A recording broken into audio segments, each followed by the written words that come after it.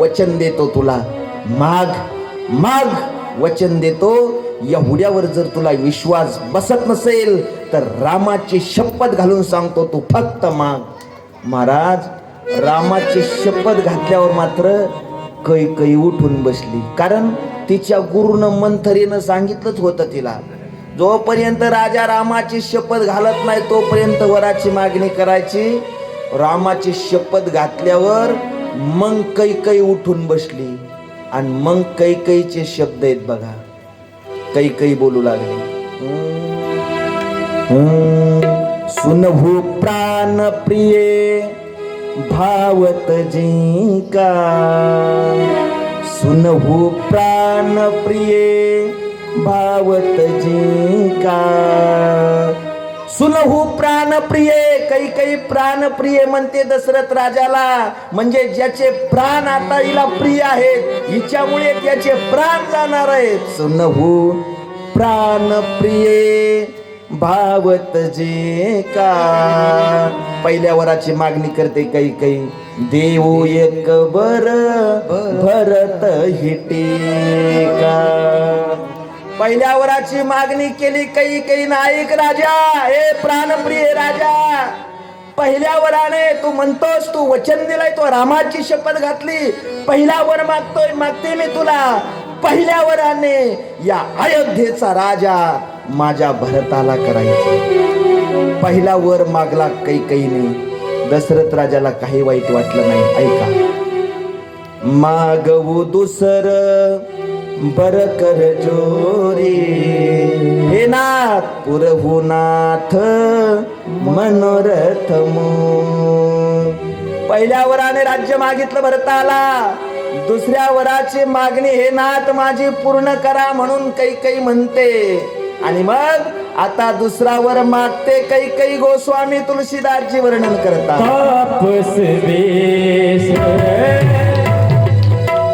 विशेष उदार, तापस वेश विशेष उदार.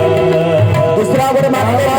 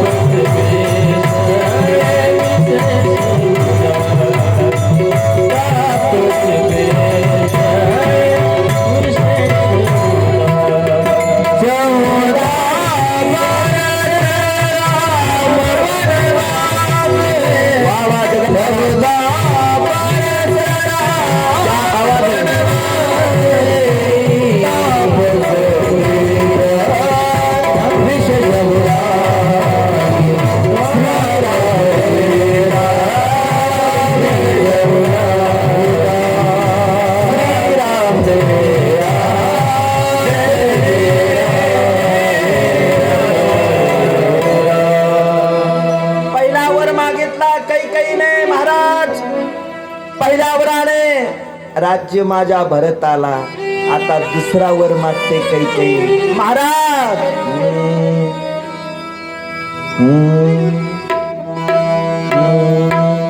तापस बेस विशेष उदासे. एवढं कैकई म्हणली काय, तापस बेस विशेष उदासे.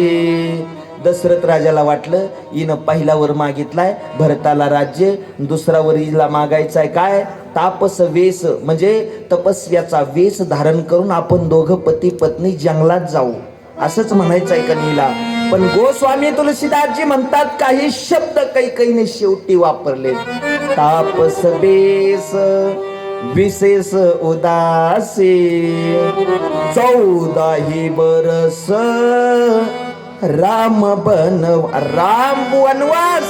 हा शब्द ऐकला महाराज राजा दशरथाने आणि दशरथ राजा चिडला. कैकई अरे काय मागते तू हे, अगं तू तर म्हणत होती ना माझा राम साधू आहे. काही काही म्हणते महाराज मैं अभी भी कहती हूँ मेरा राम साधू है. और साधु सिंहासनावर नहीं शोभा देता, साधु तो जंगल में शोभा देता है. माझा राम साधू आहे आणि माझा राम जंगलात शोभून दिसतो. महाराज तुम्ही म्हणताय राम साधू आहे, मग साधूचे लक्षण तुम्हाला माहित नाही का? जाळोनी संसार बैसलो अंगणी.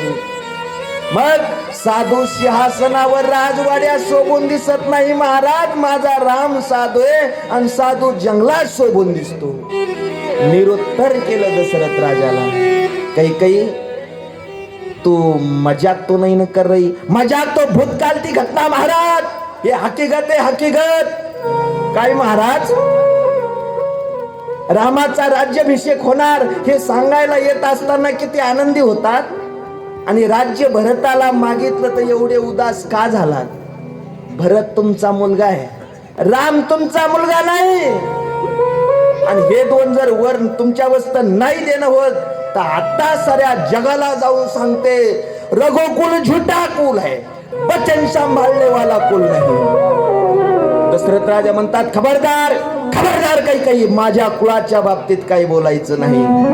महाराज अख्ख्या अयोध्येत कैकेयीच्या महाली काय झालं कुणाच्यात लक्षात नाही. दशरथ राजा तर रघुकुलाच्या वचनात अडकला. वचनात अडकला. ते रघुकुलाचं वचन आहे, तुमच्या आमच्या सारख्याचं वचन नाही. अयोध्येत काय कैकेयीच्या महाली काय झालंय कुणाला माहित नाही. बाहेरची प्रजा जय घोष करत होते, कल हमारे राजा रामचंद्र हो गए हम उसकी प्रजा, कल हमारे राजा रामचंद्र हो गए हम उसकी प्रजा. आणि हा जय घोष तापलेलं तेल कानात पडावं असे शब्द प्रजाजनाचे दशरथ राजाच्या कानावरती पडले. कोणते? कल हमारे राजा रामचंद्र हो गए. आणि दशरथ राजाला वाटलं मी तो वचनात गुंतलो, माझा राम आता जंगलात जाणार आहे. शब्द तापलं तेल पडावं असे कानावरती पडले. धाड दिशी जमिनीवरती दशरथ राजे पडले, मूर्छित होऊन पडले. शांत करा लेकरायला, बोलू नका. रात्र संपली. कुणालाच अयोध्येत माहित नाही की कैकेयीच्या महाली दशरथ राजाची अवस्था काय झालेली आहे. दुसऱ्या दिवशी सूर्याचा उदय झाला आणि मग सगळी प्रजा सगळी अयोध्या तयारीला लागली. प्रत्येकाने आपल्या घरासमोर रांगोळी काढलेल्या आहेत, गुढ्या उभारलेल्या आहेत, पताका उभारलेले आहेत, रांगोळी काढलेली आहेत, केळीचे खांब, आंब्याच्या पानाचे तोरण बांधले. सगळ्यांना आनंदाने आनंद साजरा करायचा म्हणून सगळे रामप्रभूच्या राज्याभिषेकाची तयारीला लागलेले आहे. सगळे एकत्रित येतात, पण दशरथ राजे दिसत नाहीत. कुणालाच दशरथ राजे दिसत नाहीत. मग सुमंत प्रधानाला विनंती केली. सुमंत प्रधान, अयोध्येचे प्रधान सुमंत प्रधान जी, दशरथ महाराज कुठे आहेत? का आले नाही? मी जातो दशरथ महाराजांना बोलवण्यासाठी. सुमंतानं हात जोडून सांगितलं आणि सुमंतजी दशरथ महाराजाच्या महाली निघाले. दशरथ राजाच्या महालामध्ये महाराज नाहीत. मग सुमंत प्रधानानं विचार केला नक्कीच कैकेयीच्या महाली असतील. कैकेयीच्या महाली आले, तिथेही नाहीत. मग मंथरा उभी होती, मंथरीला विचारलं मंथरा महाराज कुठे आहेत? तिनं इशारा केला कोपभवनाकडे. धक्का बसला अयोध्येच्या सुमंताला सुद्धा. कोपभवनात दशरथ राजे जाऊन पाहिलं सुमंताने. अयोध्येचा सम्राट चक्रवर्ती राजा जमिनीवरती पडला, मुकुट बाजूला पडला, कपडे मळाले, रडून रडून डोळे खोल गेले. पाहिलं सुमंताने हात जोडून कैकेयीला विचारलं राणी साहेब काय झालं आपलं राजाला? अतिशय मवाळक्या शब्दाने सुमंताने विचारलं आणि कैकेयी मात्र त्याच्यावर खवळली. अरे मला काय विचारतो, मला काय विचारतो, काय झालंय आपल्या राजाला? ऐका सुमंत प्रधान म्हणजे अयोध्येतलं शांत पात्र म्हणजे सुमंत प्रधान आहे. महाराणीजी, प्रधानमंत्र्याच्या नात्याने माझा विचारण्याचा अधिकार आहे म्हणून मी विचारलंय. प्रजाजनांना सांगावं लागेल मला आपल्या राजाला काय झालंय. त्यावेळेला काही म्हणती, ए कुत्र्या, सुमंत प्रधानाला, ए कुत्र्या, कुत्र जसं आपण उष्ट्या भाकरीवर पाळतो तसं तू आमच्या उष्ट्या भाकरीवरचा कुत्रा आहेस, मला आवाजात बोलतो. एवढं जर तुझ्या राजाला काय झालंय तुला पाहायचं असेल तर रात्रभर राम राम राम राम म्हणत होता तुझा राजा. काय झालं तुला त्या राजाला पाहायचं असेल, आत्ताची आत्ता जा आणि त्या रामाला इकडे बोलून घेऊन ये. जी राणी साहेब, सुमंत प्रधान निघून गेले. आता ऐका, रामप्रभू, जानकी माता उद्या राज्याभिषेक आहे म्हणून राजा होणार आहे, राणी होणार आहे. रात्रभर जागी होते रामप्रभू आणि जानकी माता. रात्रभर स्वप्ने पाहत होते. उद्याचा दिवस कसा असेल, उद्याचं सिंहासन कसं असेल, उद्याची आनंद उत्साही प्रजा कशी असेल, उद्याचा दिवस किती भाग्याचा आहे. रात्रभर झोप नाही आली दोघालाही. आणि मग तितक्या सुमंत प्रधान त्यांच्यापाशी आले. राघव, आपल्याला कैकेयीच्या महाली बोलवलेलं आहे. रामप्रभू निघाले. रामप्रभूच्या पाठीमागे जानकी निघाली. सुमंताने हात जोडले जानकीला. मा, तुम्हाला नाही बोलवलं. त्याच ठिकाणी जानकी माता थांबल्या. पण शंका कुशंका मात्र दोघाच्याही मनात वाढत चालल्या. काहीतरी भानगड आहे, काहीतरी झालंय, मला का अडवलंय. रामप्रभू विचार करतात, सकाळी सकाळी मला का बोलवले. शंका कुशंका वाढत चालल्या. रामप्रभू पुढे, लक्ष्मी म्हणजे रामप्रभू पुढे, सुमंतजी मागे. दोघही कैकेयीच्या महाली त्या कोप भवनात आले आणि बघितलं रामप्रभूने आपला बाप, अयोध्येचा सम्राट, अयोध्येचा राजा, इंद्राचा मित्र जमिनीवरती पडलेला, मुकुट बाजूला पडलेला, कपडे मळालेले. रडून रडून दशरथ राजाचे डोळे खोल गेले. बघितलं आणि बघितल्याबरोबर धक्का बसला रामप्रभूला. आणि रामप्रभून हात जोडले. काही विचारलं, मा, काय झालंय आपल्या बाबाला, काय झालंय आपल्या बाबाला. मा, काही म्हणली, अरे तुझ्या बापाला काय झालंय मला काय विचारतो. तुझ्या बापाला काय झालंय असेल, तुला पाहायचं असेल तर त्याला विचार. पाय कसा पडलाय, खाली तोंड खुपसून. या रघुकुलाचे राजे का असे आहेत का, विचार त्याला. लाज वाटते, या रघुकुलात असे तुझ्या बापासारखे राजे जन्माला आले. अरे या रघुवंशात, रघुकुलात स्वप्नात राज्यदान दिलं होतं एका राजाने, ते जागृतीत खरं केलंय. आणि तुझ्या बापानं वचन दिलं आणि ते वचन देणं होत नाही, तर तुझ्या बापाची ही अवस्था आहे. मर्द नाही तुझा बाप, बांगड्या भरमणाव तुझ्या बापाला. मा, काय मागितलं तू आणि काय माझ्या बापाला देणं होत नाही. अगं तू काय मागितलं ते मी देतो, पण मा, माझ्या बापाला असं बोलू. काय मागितलं मा तुला, काय मागितलं तू बाबाला. अरे बाबा 2 वर मागितले होते. कोणते 2 वर मा. अरे एका वराने राज्य मागितलं होतं भरताला माझ्या. मा, काय भरताला राज्य मागितलं. आज भरत आपल्या अयोध्येचा राजा होणार. आनंदाचा दिवस आहे मा. हे बघा सावत्र भाऊ आहेत. आनंदाचा दिवस आहे मा. माझी इच्छा होती मा, या अयोध्येचा राजा भरत व्हावा. मा, आणखी काय मागितलं मा तुला. अरे या रामा, ऐक, एका वराने राज्य मागितलं भरता तुला, रामा तुला. एका वराने राज्य मागितलं माझ्या भरताला आणि दुसऱ्या वराने रामा 14 वर्षाचा वनवास हा तुला मागितला. महाराज, हे शब्द रामप्रभूने ऐकले. आता रामप्रभूचे हावभाव बघा. रामप्रभू म्हणतात, काय मा, काय माझ्यासाठी 14 वर्ष जंगल मागितलं मा, वनवास मागितला मा. मा, किती आनंदाचा दिवस आहे. आजपर्यंत विश्वामित्रासारखे त्यागी महात्मे आमची मदत मागायला अयोध्येत यायचे आणि आज हा राम 14 वर्षे सेवा करण्यासाठी या जंगलात जाणार. किती चांगला योग आहे आई. बस तुझ्या वराची मी पूर्तता करतो, पण माझ्या बापाला अशी टाकून बोलू नको. तिथून राम प्रभू निघतायत. आपल्याला आज सिंहासनावर नाही बसायचं. आपले पिताश्री आपले राजे एका वचनात रघुकुलाच्या अडकलेले आहेत आणि ते वचन सांभाळण्यासाठी आपल्याला जंगलाच्या दिशेने जायचं आहे. राजगादीवर बसायचं नाही. जेवढ्या आनंदाने रामप्रभू राजगादीकडे बसणार तेवढ्याच आनंदात वनवासाकडे निघायला तयार झाले रामप्रभू. पण रामप्रभूनं विचार केला, जी माझी माता माझा राज्याभिषेक पाहण्यासाठी रात्रभर जागी आहे, तिचं काय सांत्वन करू त्या कौशल्या मातेचं, तिला कसं सांगू.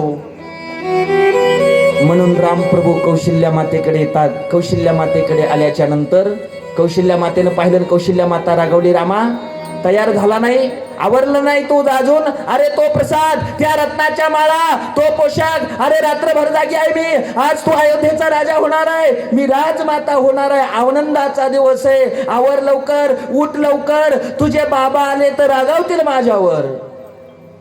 रामप्रभू भिंतीसारखे उभे राहिले. ए मा ऐक ना मा. काय राघव, ऐक ना मा, बोल ना राघव. हे मा, मी राजा होणार आहे अयोध्येचा, म्हणून तुला इतका आनंद होतो. ए मा, मी राजा होणार आहे म्हणून तुला इतका आनंद होतो. तितकाच आनंद या अयोध्येचा राजा भरत जर झाला तर तुला होईल का ग. आता ऐका कौशल्येचं उत्तर. रामकथा ऐकायची कशासाठी. सावत्र माय कशी असली पाहिजे. कौशल्येचं उत्तर ऐका. कौशल्या माता म्हणते, राघव अरे असं काय बोलतो, तूही माझाच आहे आणि भरतही माझाच आहे. भरतही राजा झाला तर मला आनंदच आहे, तूही राजा झाला तर मला आनंदच आहे. महाराज उगच कुणाच्याही पोटी देव जन्म घेत नाही, अवतार घेत नाही. हे कौशल्याचं अंतकरण आहे. मा ऐक मा. मग रघुकुलाची इच्छा आहे मा. रामप्रभू म्हणत नाहीत कैकेयीची इच्छा आहे, मग रघुकुलाची इच्छा आहे मा, की या अयोध्येचा राजा भरत व्हावा आणि हा राम 14 वर्षे वनात जावा. मा रघुकुलाचं वचन सांभाळण्यासाठी मला जावं लागेल.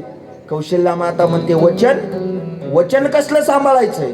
मा रघुकुलाचं वचन, माझे पिताश्री आपले बाबा वचनात अडकले आणि माझ्या आईनं मग सांगितलं. माझ्या आईने कैकेयीने 2 वर मागितले. एका वराने राज्य भरताला, दुसऱ्या वराने वनवास 14 वर्षाचा मला, आणि वचन दिले आपल्या बाबानं, मला जावं लागेल मा. रघुकुलाचं वचन सांभाळण्यासाठी जावं लागेल मा. महाराज कौशल्या मातेचा प्रश्न निर्माण झाला. काय वनात जा म्हणावं रामाला तर ममता माया आडवी येते. नको जाऊ म्हणावं तर रघुकुलाचं सत्य रीत वचन आडवं येतं. नको जाऊ म्हणा तर रघुकुलाचं वचन मोडल्या चाललंय. जा म्हणावं तर कौशल्याची ममता माया आडवी आली. मग जा राघवना जा तू, पण आजपर्यंत मी तुझ्या बापाला प्रश्न विचारला नाहीत, पण आज जाऊन विचारणार आहे. काय असा गुन्हा माझ्या श्रीरामाने केलाय का तुम्ही त्याला जंगलात. नको विचारू मा. खूप रडतायत माझे बाबा, खूप दुःख होईल माझ्या बापाला. मा 14 वर्षे लवकर निघून जातील, विचारू नको. आणि महाराज रामप्रभू जंगलात जाणार, वनवासात जाणार, सिंहासनावर बसणार नाही. ही बातमी ज्या वेळेला सगळ्या अयोध्येत पसरली, अयोध्येत पसरल्याबरोबर महाराज त्या ठिकाणी सगळं शांत वातावरण झालं.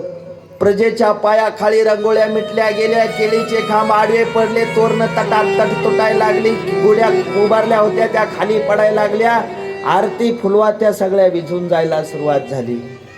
शांत वातावरण झालं आणि राम आपलं सौभाग्य वनात जाणार आहे हे कळलं जानकी मातेला.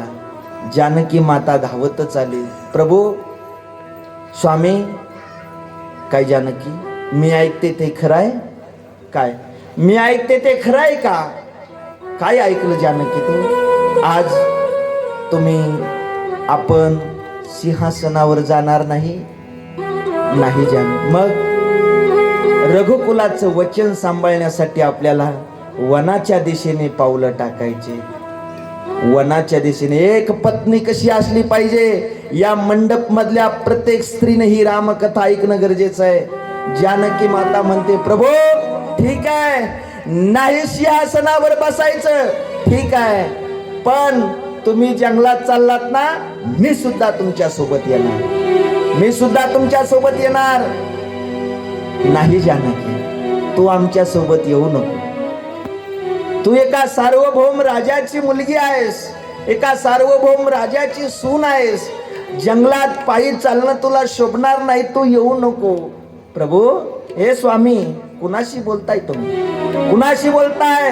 अहो तुमची अर्धांगिनी आहे, तुमची सौभाग्यवती आहे. मी तुमच्या सोबत येणार आणि तुम्ही जर मला नेत नसाल नका नेऊ, पण लक्ष देऊन कान डोळे उघडे ठेवून ऐका. प्रभू कान उघडे ठेवून ऐका. तुम्ही जर मला वनवासात नेत नसाल की उद्याच मागून बातमी कळेल की तुमची सीता जिवंत अयोध्येत राहिली नाही. परवानगी भेटली जानकीला. चलो जानकी. निरोप कसला माझा घेता, निरोप कसला माझा घेता, जेथे राघव तेथे, जेथे राघव तेथे सीता, जेथे राघव तेथे सीता, जेथे राघव तेथे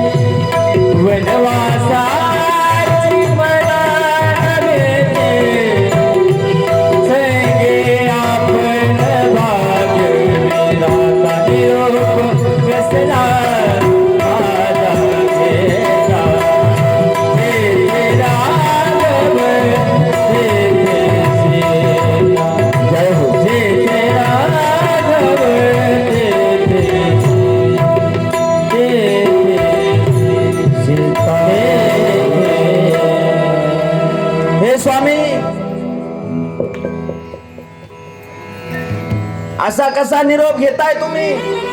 अहो तुमची सावली आहे मी, तुमची अर्धांगिनी आहे, तुमची छाया आहे. आणि सावली कुठं माणसाला सोडून राहते का? जिथे तुम्ही असाल तिथे सुद्धा मी येणार. मला तुमच्या सोबत यायचं. जर तुम्ही मला नेत नसाल तर ही जानकी अयोध्येत प्राण दिल्याशिवाय राहणार. परवानगी भेटली जानकीला आणि जानकी माता आणि दादा आपले राम राजगादीवर न बसता वनात जाणार ती बातमी कळाली लक्ष्मणजीला. रागीट स्वभावाचा लक्ष्मण. समाचार जब लक्ष्मण पावे, व्याध बलक बदन उठी धाये. हातात धनुष्यबाण घेऊनच उठले लक्ष्मणजी कैकेयीला मारण्यासाठी. हात धरला रामप्रभूने. लखन काय करतोयस? काय करतोयस लखन? तिचा काही दोष नाही. मग वनात जावं लागेल, जावं लागेल वनात. दादा तुम्ही वनात जाणार? हा लखन, मी सुद्धा तुमच्या सोबत येणार. राम म्हणतात, लखन अरे मै बन जाओ तुमले साथा, होय सबई विधी अवधी अनाथा. मी जर साथीला तुम्हाला घेऊन गेलो ती अयोध्या सगळी अनाथ होईल. अयोध्येचं काय होईल? तुम्ही अयोध्येत थांबा. मा कौशल्येकडे लक्ष द्या, मा सुमित्रेकडे लक्ष द्या, अयोध्येतल्या प्रजेकडे लक्ष द्या. लक्ष्मणजी तुम्ही येऊ नका सोबत. लक्ष्मणजीने सुद्धा सांगितलं, दादा मी तुमच्याशिवाय राहू शकत नाही, जगू शकत नाही. माझा जन्मच, माझा अवतारच हा तुमची सेवा करण्यासाठी झालाय आणि तुमच्या वाचून मी जिवंत राहणार नाही. लक्ष्मणजीला सुद्धा परवानगी भेटली.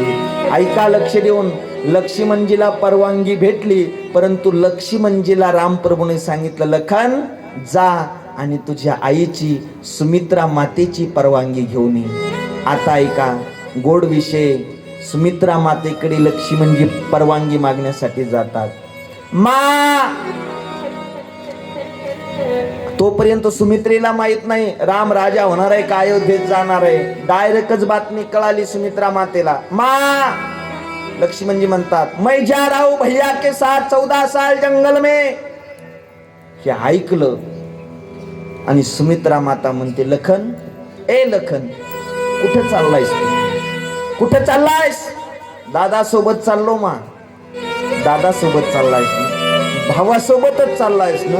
देवासोबत चाललायस ना? मग तसंच न जाता तोंड घेऊन मला विचारायला कशाला आलास? लाज कशी वाटत नाही तुला? तुझ्या भावासोबत चालला होता, देवासोबत चालला, मग मला विचारायला कशासाठी आला? बघा सावत्र माये रामाची. मला विचारायला कशासाठी आला रे? तुम्हाला नसतं विचारलं तसाच गेला असता तर भविष्यात माझी मान उंचावली असती. शेवटी भविष्यात लोक म्हणतील, वनात जाता जाता शेवटी माईला विचारावं लागलं, जा लक्ष्मणा जा, अयोध्येत तुझं काय काम आहे? तुझा भाऊ या अयोध्येत नाही, तुझं काय काम आहे? जा लक्ष्मण. 14 वर्ष तुझ्या दादाची सेवा करायची, 14 वर्ष तुझ्या भावाची सेवा करायची. आणि एक ऐक लक्ष्मण, सुमित्रा माता सांगते, एक ऐक लक्ष्मण, 14 वर्षात स्वप्नात सुद्धा तुला तुझ्या बायकोची आठवण नाही आली पाहिजे. ऐकल्याबरोबर लक्ष्मणजी म्हणतात, मा स्वप्नात सुद्धा आठवण नाही आली पाहिजे. मा स्वप्न कधी पडतं?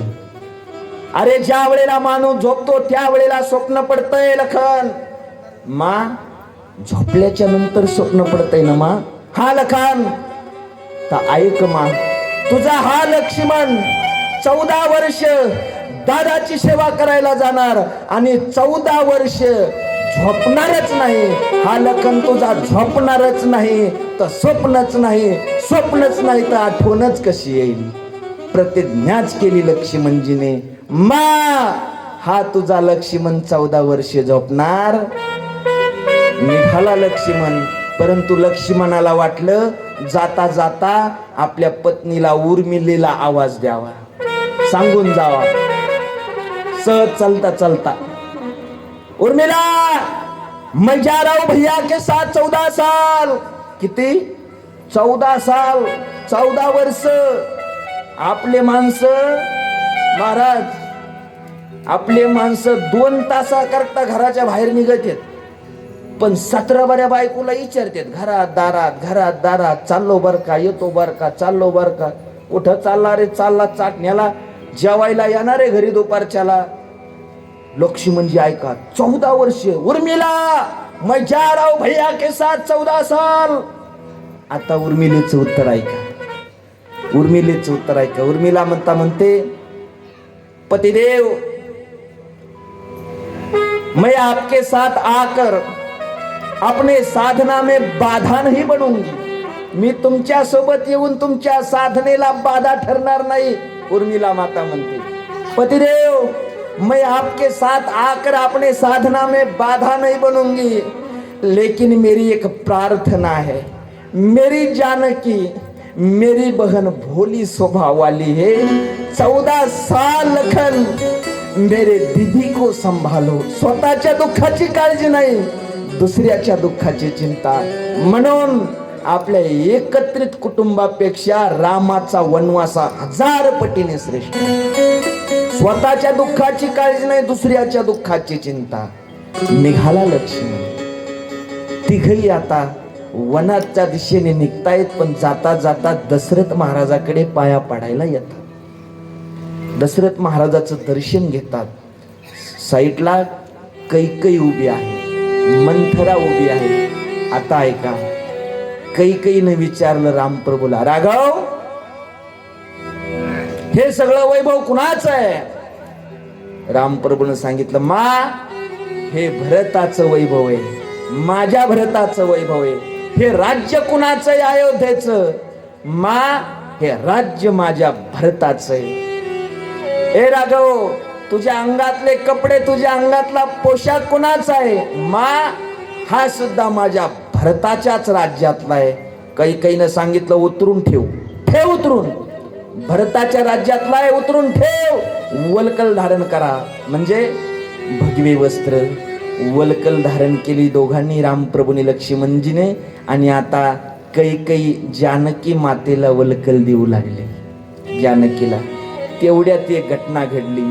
कुलगुरू वशिष्ठ जिथं तिथं आले, त्याईनं पाहिलं. पाहिल्याबरोबर महाराज राग आला.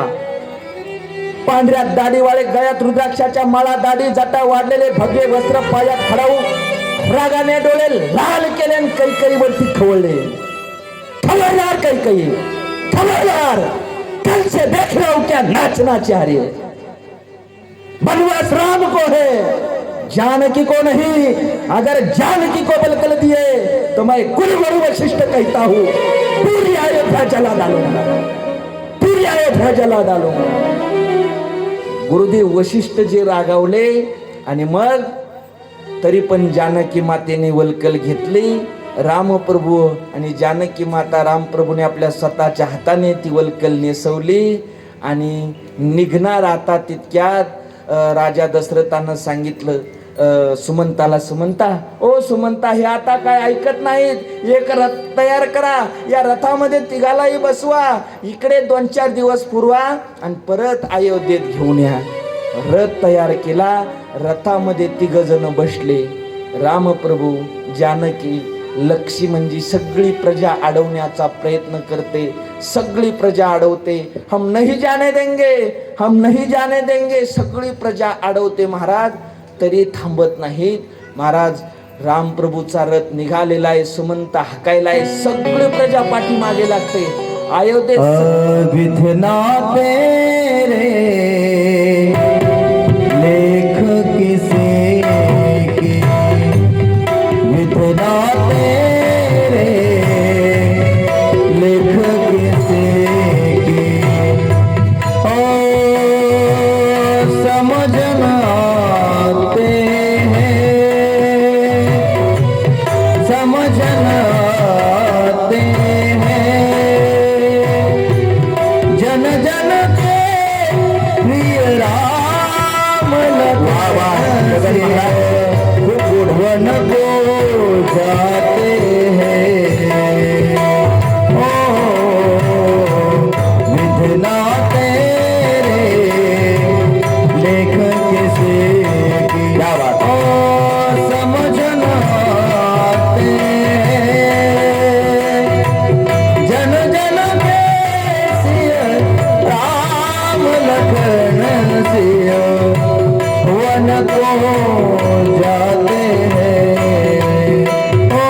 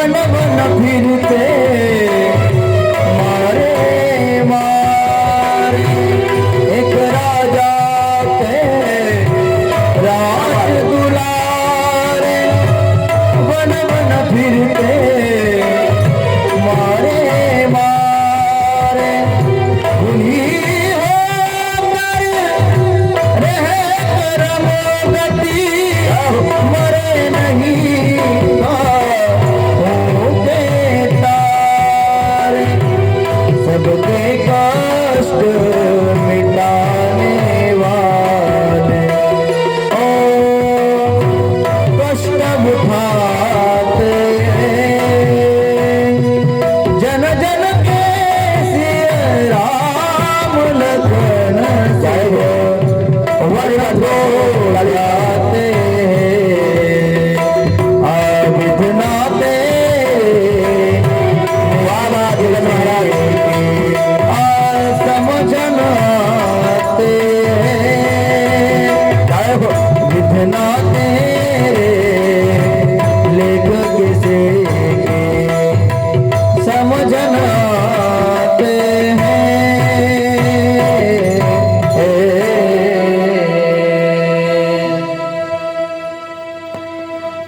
राजगादीवर जे पाऊल बसणार होतं ते पाऊल वनवासाच्या दिशेने निघालं. सगळी प्रजा रडायला लागले महाराज. सगळी अयोध्या रडते, अयोध्या रडते. अयोध्येतल्या गल्या रडतायत, अयोध्येतले पक्षी रडतायत, अयोध्येतले वृक्ष रडतायत आणि अयोध्येतली सगळी प्रजा रामप्रभूच्या पाठीमागे लागते. या अयोध्येत राम नाही, आमचंही अयोध्येत काही काम नाही. सगळी प्रजा पाठीमागे लागते. आणि आता पहिला मुक्काम रामप्रभूचा वनवासातला हा तमसा नदीच्या कोरड्या पात्रात होतो, वाळवंटात होतो. मुक्काम होतो, रात्र होते. सगळी प्रजा सोबत आलेली झोपते. ऐका आता लक्ष देऊन. सगळी प्रजा झोपते. रामप्रभू झोपतात, सुमंत प्रधान झोपतायत, जानकी झोपते. पण एक पात्र झोपत नाही. एक पात्र जागा आहे. कोण? बोला. लक्ष्मण. लक्ष्मण झोपत नाही. मध्यरात्र झाली. वाळवंटात सगळी प्रजा झोपली आणि अचानक लक्ष्मणाने रडायला सुरुवात केली. का? सार्वभौम राजाची मुलगी आतापर्यंत रथाच्या बाहेर कधी उतरली नाही, राजवाड्याच्या बाहेर तिनं पाऊल ठेवला नाही. अशी जानकी ज्या वेळेला वाळवंटात एक दगड उशाला झोपलेली घेऊन दगड घेऊन झोपलेली पाहिली, लक्ष्मणजीने रडायला सुरुवात केली. लक्ष्मणजीच्या रडण्यानं सुमंताला जाग आली, रामप्रभूला जाग आली.